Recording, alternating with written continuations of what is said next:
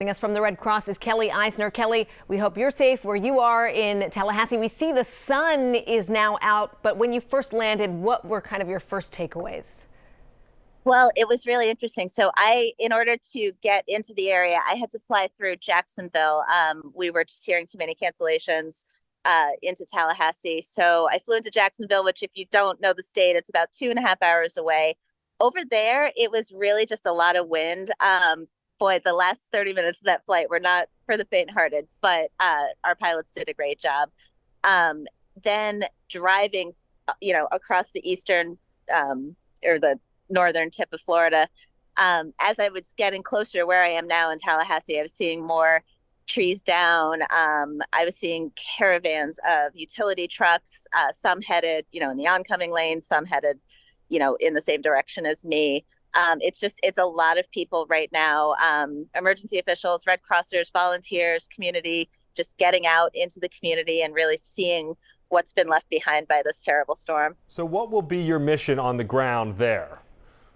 Well, the Red Cross, simply put, we find the need where it is and then meet it. We know that there's going to be a lot of requests for sheltering, for people that have had to leave their homes because of water, wind, or damage or power outages. We know feeding is going to be a big part of that. We have, I don't know if you can see behind me, but there are big feeding trucks that will get loaded up with food, go out into the community as soon as it's safe to do so. And make sure that people who maybe can't get to a shelter location can still have access to food.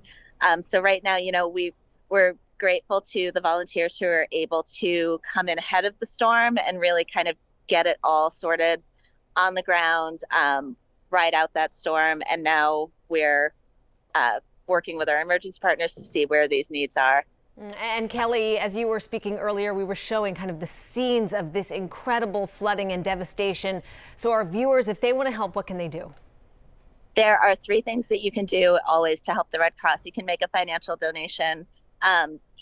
The Red Cross relies on the generosity of the public. We are not a government funded organization. So all this work that you see is because of generous donors in Massachusetts and everywhere that make that pledge. You can also give blood. I did see you were running some video of blood drives, and that's something especially right here in Massachusetts. Well, you're right there in Massachusetts. I'm in Florida.